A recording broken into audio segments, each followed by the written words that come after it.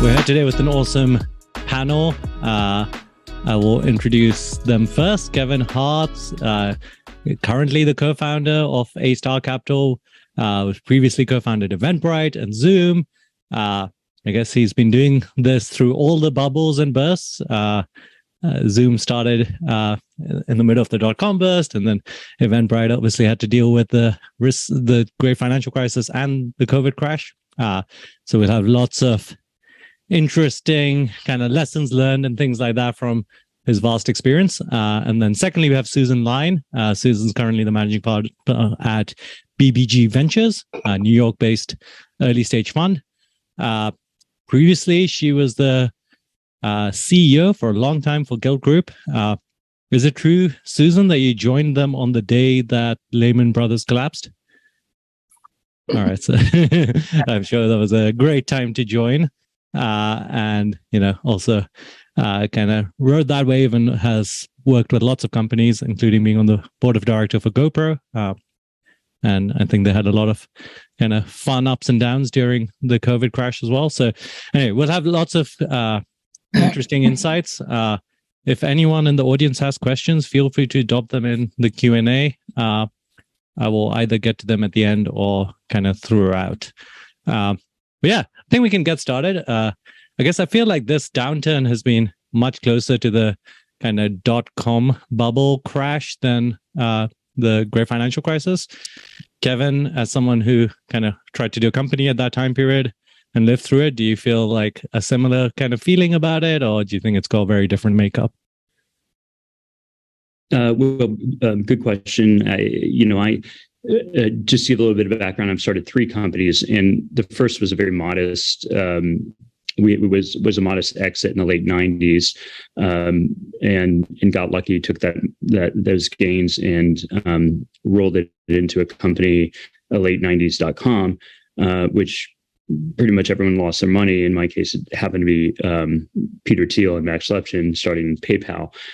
So it turned out okay. So I had this really interesting front row seat of a company succeeding while everything else was collapsing. And I think, the biggest lesson there was just that there's great companies being created at any time. In that same period, Netflix was starting to grow. Google had really taken off, but the world was mostly oblivious to it and watching the collapse of the dot-com side. In that case, it was a across-the-board segment disaster where you had a lot of CapEx being spent on your own servers and in OpEx and so on. So it was a unequivocal collapse. This is, I would say, more spotty. And there will be many more survivors and many more great companies as really this tech ecosystem has really grown so much over the years that I just could never have imagined so many different segments and sectors that some will be insulated, some will be more hit. I got the feeling that during the dot-com crisis, even if you had a good company for like 2 years, it was very hard to get funded. Like there was a massive kind of liquidity or capital crunch. Was that actually the case? Or if you had a good enough company, you would get funded even back then? Well, there were very few venture investors. And so there was a small oligopoly that, when they decided not to invest, then that was trouble. And, in the case of PayPal, fortunately, there was Peter had a team member named Jack Selby, who's got a venture fund out in Arizona now. And Jack would get on a plane and go to the Middle East and go to Asia. It's kind of ahead of the curve on all that and make sure the company didn't run out of money. Now we have so many different financing sources and such a proliferation of funds. We're in a little better shape these days. Got it. Yeah, makes sense. Susan, what was your experience like during the kind of 2008 era? So I joined Guild in 2008 as the first CEO.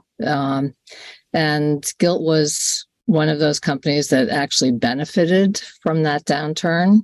I think there are always companies that, because of what they're doing, because of their ability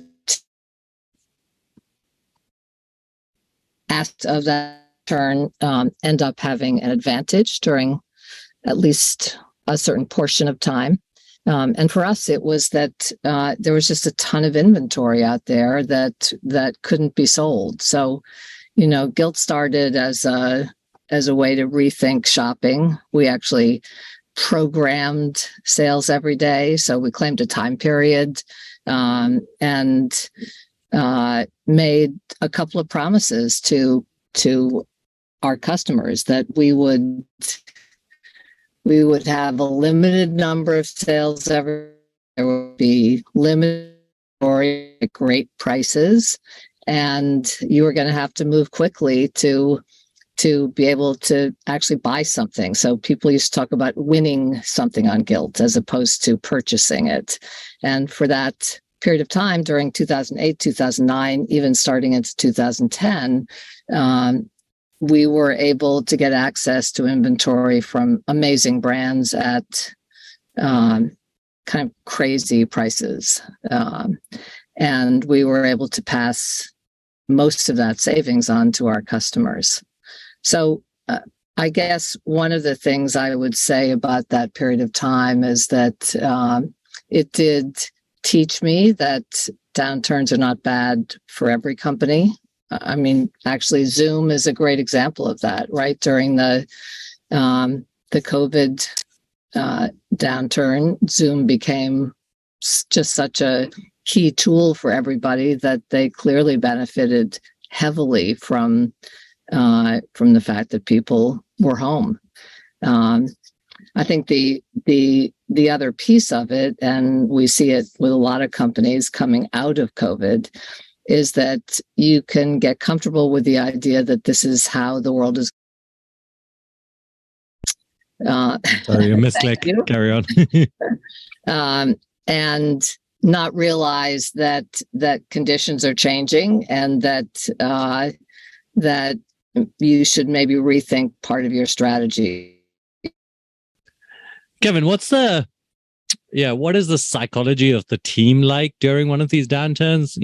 I think we've seen a lot of kind of, I guess, bubble, and generally things have been going up and to the right for quite a while. How do you think about dealing with the team when they it's a startup, there's a lot of uncertainty, maybe they want to go work at a bigger company. What is that like, and how do you think you deal with it as a CEO? Well, it's an interesting day to host this because, of course, we had the FTX news come out, and that's insanely impactful on the Web3 segment. It's, I bought my first Bitcoin in October of 2013, and I just can't. This news is unfathomable. But the mindset, as things deepen, there's hope. There's a feeling of hope, and we're different and we're better. And then there's a kind of disparity. But the reality is that every company, it's really in their own. It's really up to them to kind of decide their own fate. A startup technology company can move and shift in so many different ways and adapt to it. It's a lot dependent on the culture of the company. And so if the culture of the company is very mercenary, where people are just there with this mindset that they're going to make a lot of money off stock options someday, which isn't a bad thing, but if that's the sole purpose is the comp versus the challenge of building a really new important industry, that's going to be hard to hold people down. But that's iron is forged in the fire. It's the real trying times that the teams where you see great teams really perform in a spectacular manner, and the company great companies emerge even stronger from that. And we've seen a lot of examples of that coming out of the COVID period. Do you think people should try to shift the culture in their company? Like, should they go like, this is wartime, let's be like aggressive, or like maybe restate their mission and be a lot more thoughtful around that? And yeah, I don't know. What do you think like works well during these time periods? Well, I think it's almost impossible to shift a culture.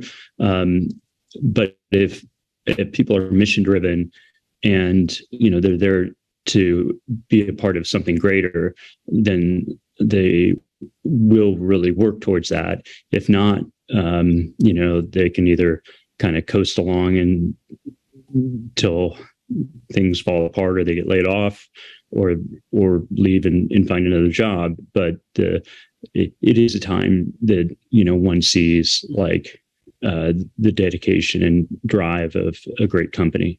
What are your thoughts in terms of like building a culture that is, that stays motivated and like goes through these kind of downturns and is an effective team?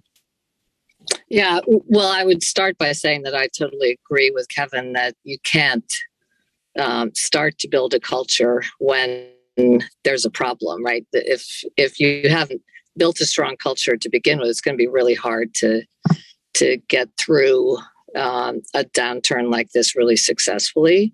But that said, I think that over communicating is where I would start. Whatever the challenges are your company is facing, your team imagines worse, right? So making sure that you can keep them informed with where you are and what's coming, I think that's key. And I think trust is really important. Every company is looking at their operating expenses, and an awful lot of them are going to decide they have to cut back, right? They have to do a RIF of some kind. So key not to dissemble and say, no, we're not going to make any cuts. You don't have to tell people exactly what's coming, but you have to be honest about the fact that you're reviewing that. And I would say do it fast and do it once, right? Not lots of small cuts. So I think founders often have a fear that if they, tell the team like, we might do cuts, that like everyone's going to go start looking for a job, and like you've basically like massively hurt morale of the company, right? But they're assuming that already, right? If you're being silent about it, they're already thinking it. They're already thinking about what their options are. Teams are smart, right? And they can. I would say another thing is they're going to take their cues from you. So if you look stressed and you look depressed, they're going to carry that home with them, and they're going to assume the worst. I think the hardest thing about building resilience in times like these is that there really isn't a clear end in sight. So you have to get people comfortable with an unpredictable future. And that I think takes a lot of communication, a lot of talking to your team. And, one other thing I would say is just breaking things down into small tasks, right? Finding ways to give people wins, right? You may not have a fantastic outlook for the coming year, but finding ways for teams to sprint and successfully complete something, see a win, is going to be more important now than it was a year ago. Yeah, I like that about transparency. We had a in my previous company, we had a time where we only had $1 million, and we were like, we have to get profitable or we're going to die with this $1 million. And I really thought when we said that, everyone would leave. But surprisingly, because we were so transparent about it, like pretty much everyone stuck around for the 6 months to like get to profitability. So I was, from that point onwards, I've always tried to be like very transparent with the team. One thing that, like, this question has come up a ton recently where, last year, everything was about growth. Like the only metric that people cared about was growth. Now I feel like entrepreneurs often hear like almost contradictory, like kind of things. They're like, oh, you should grow, but you should also have great unit economics and you should try to get profitable. And like often an entrepreneur like will look at that and say, hey, it's hard to do both because, to grow, they have to hire sales and other things that are maybe take longer payouts. When you think about it from a either entrepreneur perspective or investor perspective, how do you think about growth versus profitability at like this time period? Look, I think that I run an early stage fund, right? We invested seed, sometimes a pre-seed, and you're absolutely right. A year ago, the companies that were being funded were the companies that were growing fastest, and I think a lot of those companies were really shocked when they went back to market, and suddenly there was a very different bar they were being held to. So you can't kind of make that decision on your own. The market's going to tell you whether what you need to do, assuming you're still raising capital, you have to listen to the market. And so being thoughtful about that when you first see the market turning, and making sure that even though you can't instantly become profitable, but at least you can have a story and a path that you can go to market with that will tell investors that that here's what we see, and here's how we get from this point to profitability. By the time you get 3/4 of the way there, maybe the market changes again and they're going to want to see growth. But if you've got a good team around you, you're always looking at how you can kind of move different levers when you need to either grow faster or increase margins and move towards profitability. I guess like tactically, how do you actually tell what the market wants, right? Like, I feel like just asking VCs is not normally a good way of like actually, I don't know. VCs aren't very like clear about like, this is what the market wants, right? Like, how does even a founder figure that out? No, I think that they find it out by talking to other people who've been out raising recently. So hopefully you have a community of people you trust who are also founders, and you should be trading that kind of information frequently. What's out people asking for? What are you hearing? Kevin? Yeah, no, that's right. No two companies are really alike, and really just there's only one reason that companies fail, and that's that they run out of money. So there are two mechanisms to not end up in that situation. One is to become profitable, or two is to raise money. And depending on the structure of your company, your gross margin structure, your growth, in different attributes, like you will, if they're attractive, and attractive is can be defined in a lot of different ways, but the best investors will see like a company losing a lot of money, but see a lot of attraction of gaining market share, building something important, a path to building an enduring business, very strong barriers to entry, and in even the worst of times, will fund that company. Of course, being profitable is wonderful because that's non-dilutive capital.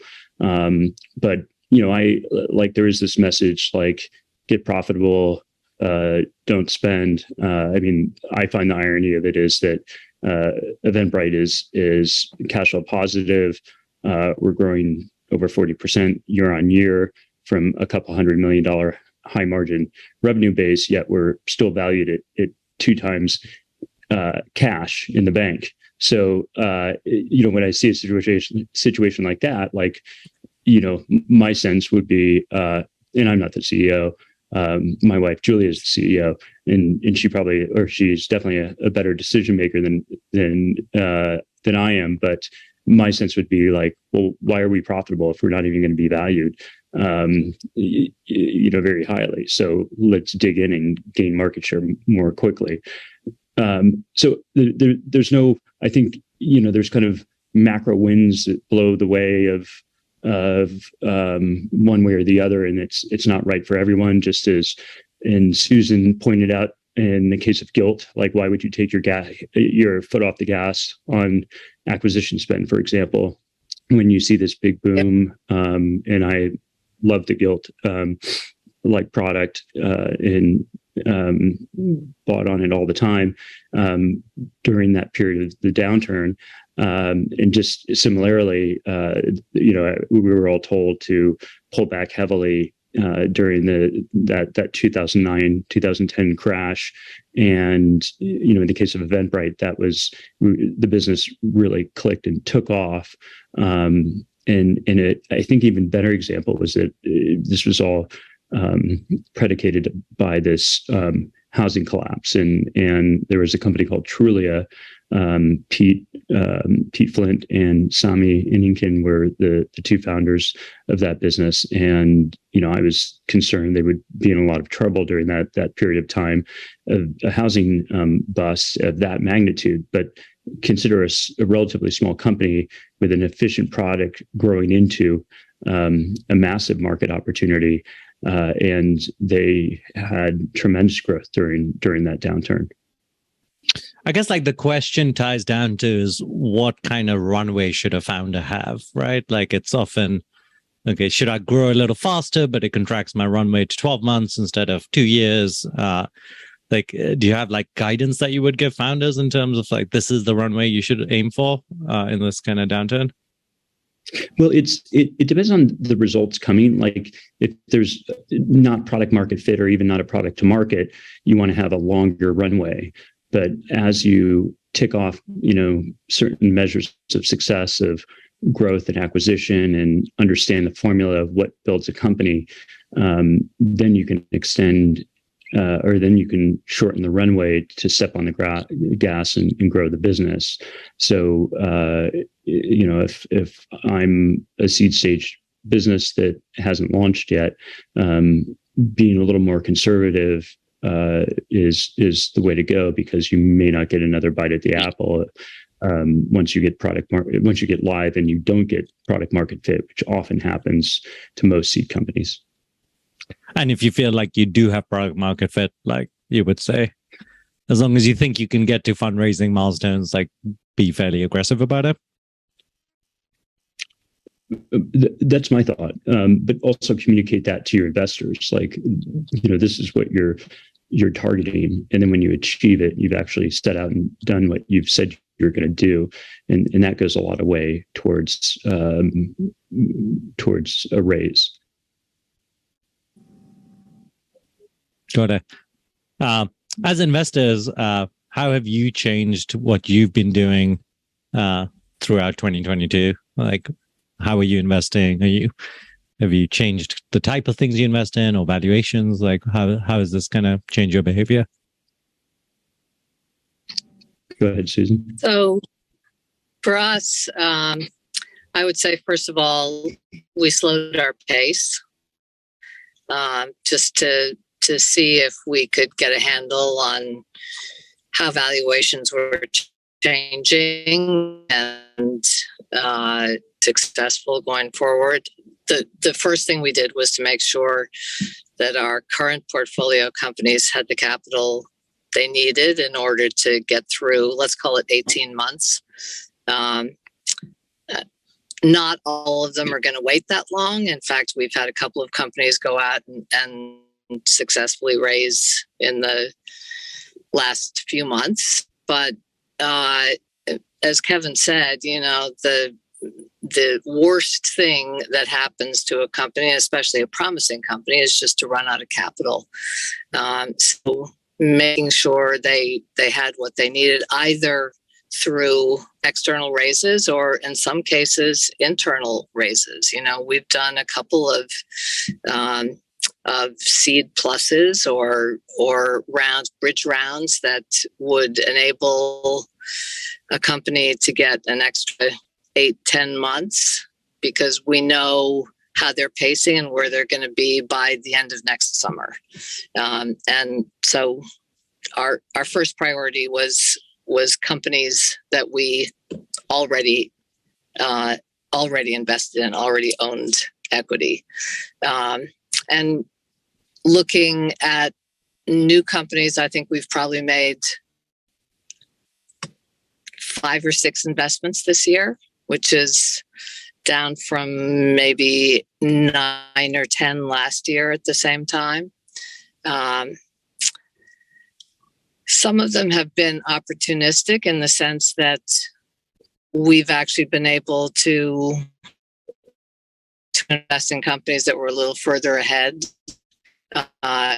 18 months ago. It was such a crazy market in the second half of 2020, all of 2021, that valuations in some cases got way ahead of people's skis. And so we've tried to make sure that companies we are investing in, that we can the valuation, the capital we're putting into it. We have a lot of seed companies, and the first thing we tell our seed companies and early stage companies is contact Immad and get some extra venture debt from Mercury. So no brainer there. It's Good point. Most non-dilutive debt. And tell us, just give us a 30-second on the product. And say this is why having Kevin Hartz as an investor is a great thing, because he will pitch your product for you. If you have done a kind of institutional Series A or seed round or Series B, then venture debt is kind of an extra bit of debt capital you can get on top of your raise, between 20 to 50% of your raise. So if you are in that good position, check it out, and maybe DM me or something, and I can tell you more about it. But apart from that, Kevin, how's your investing been going? Yeah, so A-Star, my fund, we're a $300 million, what we call ourselves as a boutique multi-stage fund. So we invest at all stages, and we're generalists in all different areas. And I like the kind of fungibility of that. I picked that up apart from I spent a bit of time at Founders Fund, and I think their portfolio construct is really intelligently done, and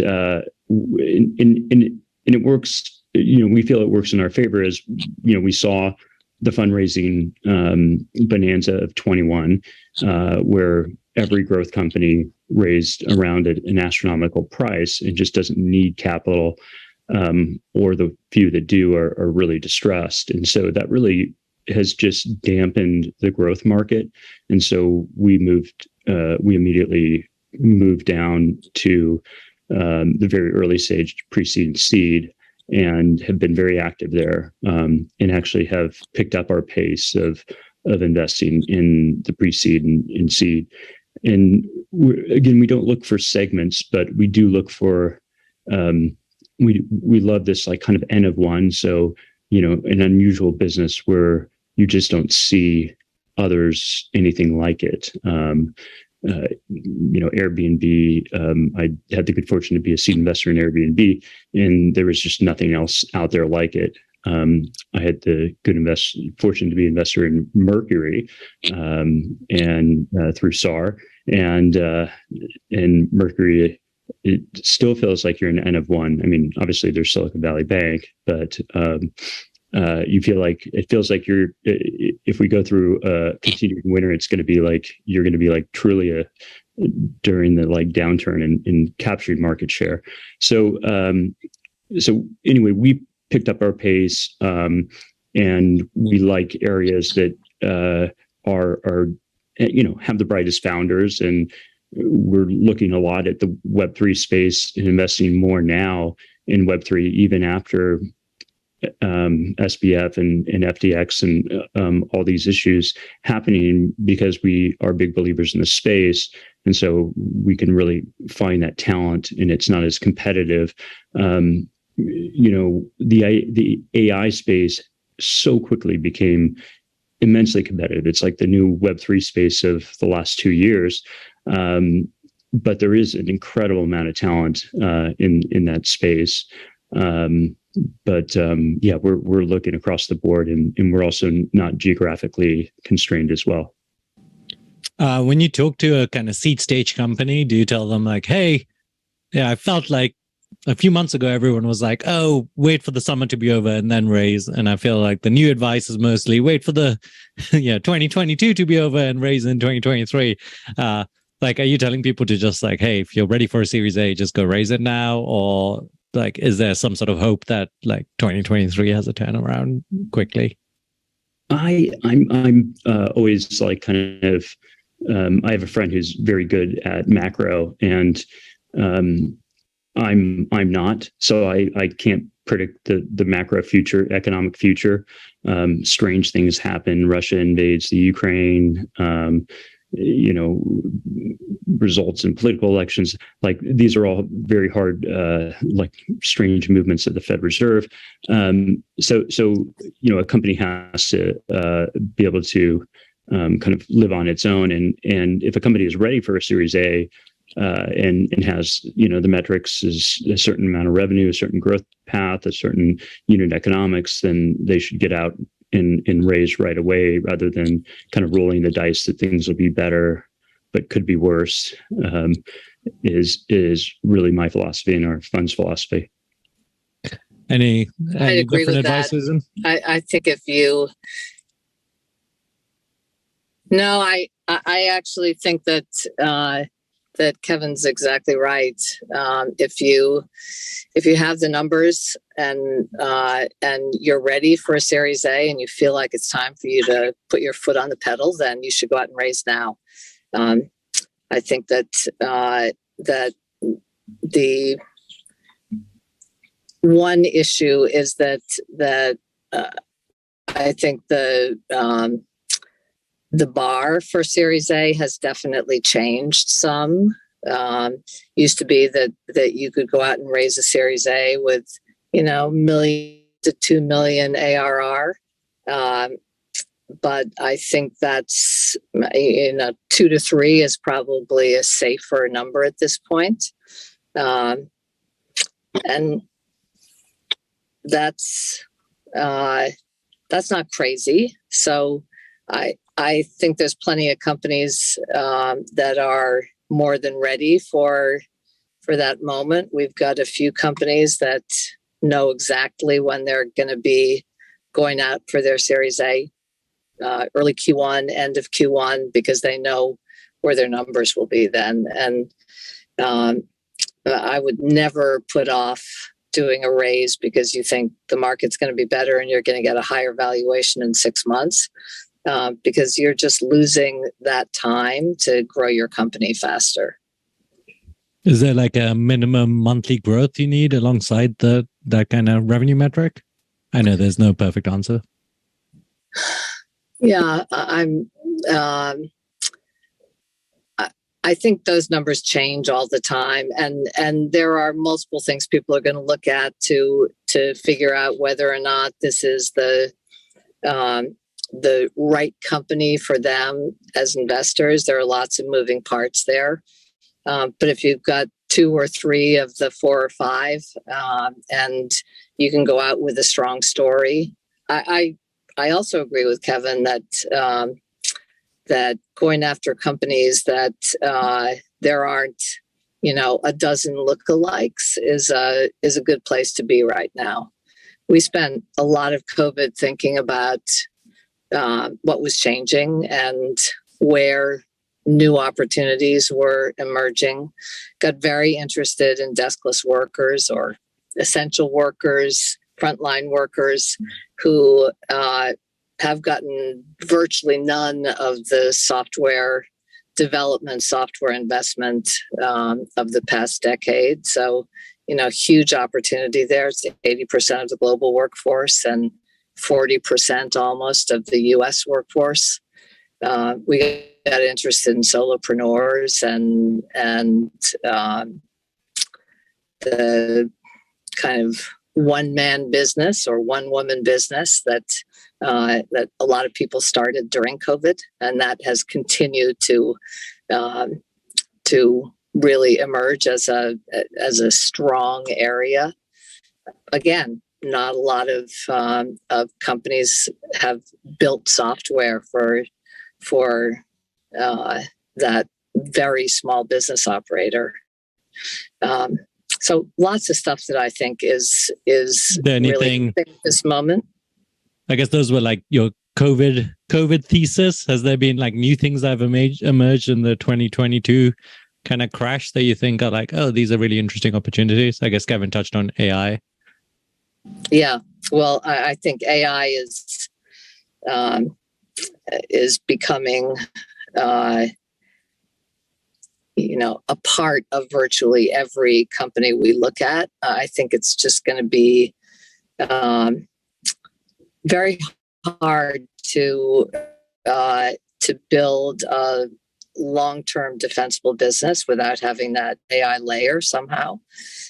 So every company we look at, or most of the companies we look at, have got some strong AI element to them. I look a lot at platforms. So irrespective of like what's happening or what the technology is, like Ethereum, to me is a platform, and developers build on that, and the more developers attracted to that, and the more consumers attracted to that, the more exciting it is.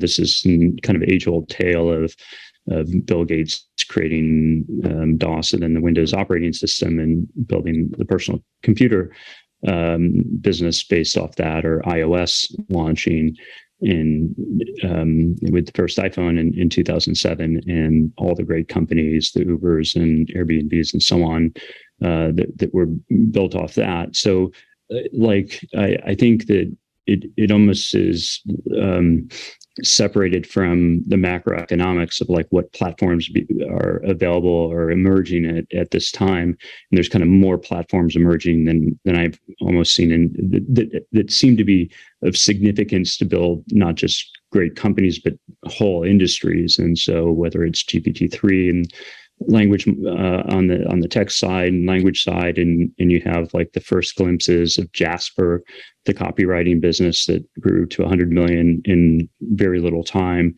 with really a light interface on it. They'll of course have to build that defensibility over time, but they're right now the leader. Copy AI is behind them. DALL-E and now Stable Diffusion and Midjourney and all the visual generative AI businesses. We've yet to see what that killer app is. It's a lot of fun to play with, but and it's extraordinarily impressive. But will it be some type of Adobe-esque or Figma-esque new design tool? We don't know. But just the pace of different platforms excites me and attracts me to that. In the level of talent like working in these areas. How do you think you tell the difference between a real platform and like I guess like a platform that doesn't work? Because I remember in 2007, 8, and 9 there was like so much hope around like the Facebook platform and the Twitter API platform, and I guess both of them, the social platforms never actually worked out for people, and a lot of startups and entrepreneurs had like invested in them. So how do you tell the difference between this is a real platform, it's there's going to be lots of opportunities, versus like this is kind of a flash in the pan? To some degree, luck. Facebook could have, would have, should have. Like that was an intentional effort that, you know, that was a closed ecosystem in an intentional effort. So I guess that's one thing: is the ecosystem open or closed? And the Facebook platform was effectively closed. I mean, it was open to any developer, but Facebook, you know, one person made the decisions and decided to take back the value that was being created for third parties. In that case, you know, I don't think Sam Altman would ever. Well, I won't say that, but I don't think Sam would take a monopolistic route on things where he would squeeze developers. But in any case, there's all this great competition in the market, which is good and should drive OpenAI to be more, more open, as OpenAI should be, and lower their prices and make it available for more developers, because you have competition out there for various platforms, and that's good. But that it is an age-old question: is what to build on. You know, there is, do you develop on DOS or develop on IBM's operating system in the early 80s, and it was MS-DOS, and Microsoft was the right way to go. And so very important decision, because there's been a lot of really exciting companies that have disappeared immediately because the platform has disappeared. Outside platforms, you were going to say something else, or about interesting ideas? I was going to pontificate a bit on the Series A side. I always feel, like with our money remittance business, Zoom with an X, like we raised less on, back in those days, it was like, 3 to 5 million in revenue minimum, and we were below that, but we had great unit economics. We were demonstrating that immigrants were getting on Zoom and sending money back on regular paydays. On the 1st and 15th of the month is when they would send money back to their families overseas. And we had one quarter that we had launched. And so being able to demonstrate, after our seed round, that we had a service that worked, we had product market fit, and we had a cohort of very happy consumers using the service and being delighted. And this, seeming miracle of like, a son could send from Washington Heights in New York, $300, and 30 minutes later, it was delivered in cash to his mom's doorstep in the Dominican Republic. And I see somebody pointing out they used Zoom before. So awesome. And then in the case of Eventbrite, it was, we had effectively bootstrapped it and got to a higher revenue. But so you have to look at trajectory, you have to look at margins, you have to look at acquisition costs, you have to look at lifetime value, and if you can paint a good story, it's not a really narrow strike zone. It's a wider strike zone, but painting that story of how the Series A is going to grow from, could be 1 million, could be 5 million, but is going to grow then to 15 or 20 million, and then to 80 or 100 million. And you're going to have that famous venture curve. For example, PayPal went 0 to 14 to 100. Wiz, unfortunately, I'm not an investor in it. The Israeli-based security business grew with amazing product market fit in an area that hadn't been served. Grew, I believe it was 0 to 100 in maybe 18 months, and during this really uncertain period. So, few thoughts on the pontifications on the Series A. There was a few companies that last year did like these crazy seed rounds, 50 million. Actually, there was even a few that did 100 million kind of valuation seed rounds. And now Series A's are happening at like 30, 35 million valuation. So like if you're one of those companies and you're a founder that's like, hey, this full valuation reset is like obviously affecting you. Do you think that is a bad signal to kind of Series A investors that maybe you have to go and do a down round? Or do you think seed valuations are not necessarily like true pricing events that people need to worry about? I mean, I'll answer that, and I'd love to hear Susan's take there. But yeah, if a founder or founders are capable at raising, at a 100 million valuation out the seed, I expect it to be an extraordinary team, or a very clear opportunity. And I guess like what hasn't sunk in is like that there's a sense that a down round is like this disastrous thing, but you see, these great companies in the market like Snowflake, in Affirm and so on, like drop precipitously, whereas private companies like stay at this, only stay flat or move up. And it would be kind of healthier. One could look at it as you just reverse your seed in Series A, if in fact you need to take a down round because, the timing of the raise, the hype of an area, and so on. So, maybe I'm biased because I still think of myself as more of a founder than an investor, but maybe that's my investor hat speaking, that down rounds aren't such a bad thing. And again, the only way to lose your company and to fail is to run out of cash. So you need to do what you need to do. I think it's worse to take structure. There's this movement to take structure in your rounds.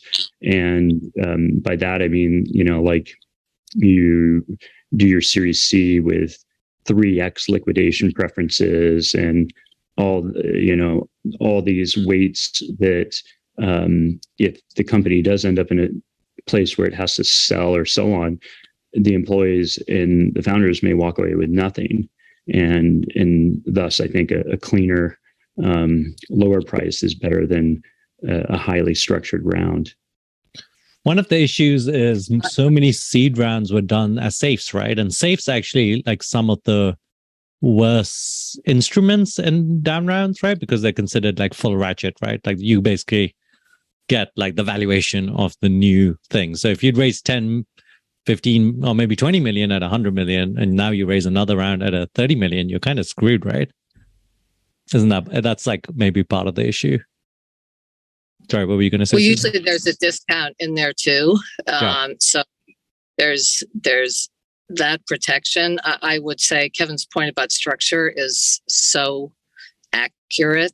It is really the worst thing you can do, because once you put that in, every single investor you have going forward is going to start there, right? So if you do a 3x preference, that's going to be something that every investor going forward is going to assume they get too.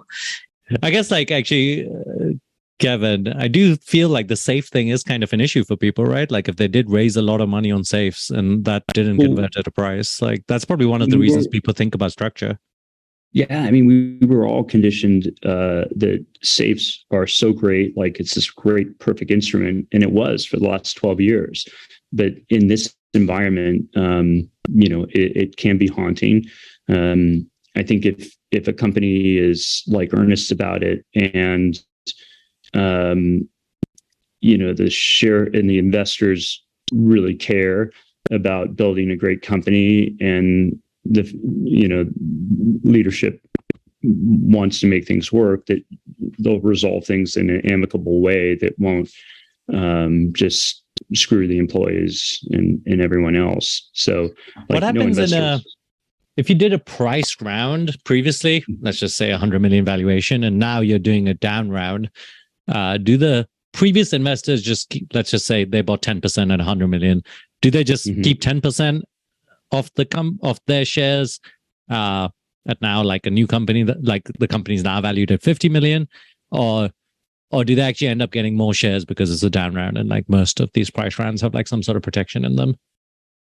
Well, I mean, like the status quo has been very clean terms where you don't have these sort of ratchets.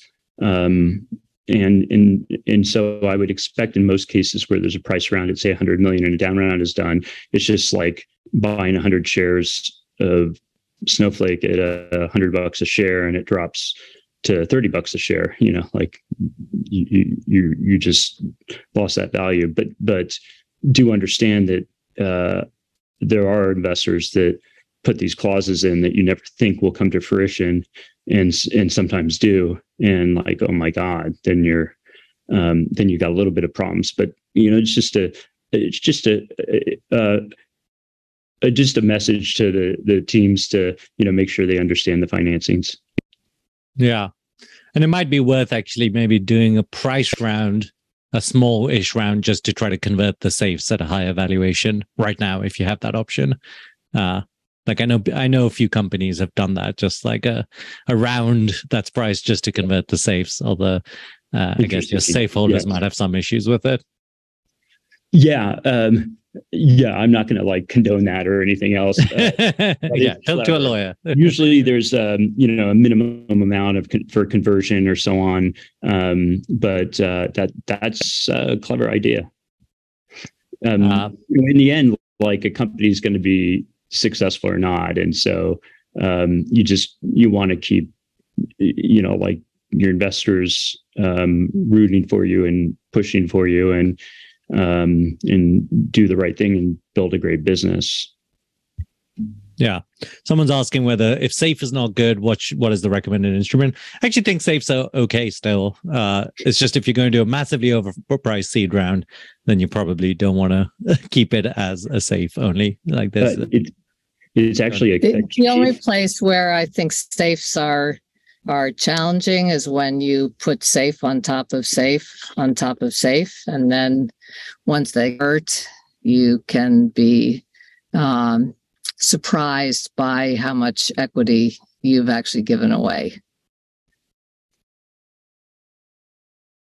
Especially if you have a down round. I guess I wanted to end on something a little optimistic.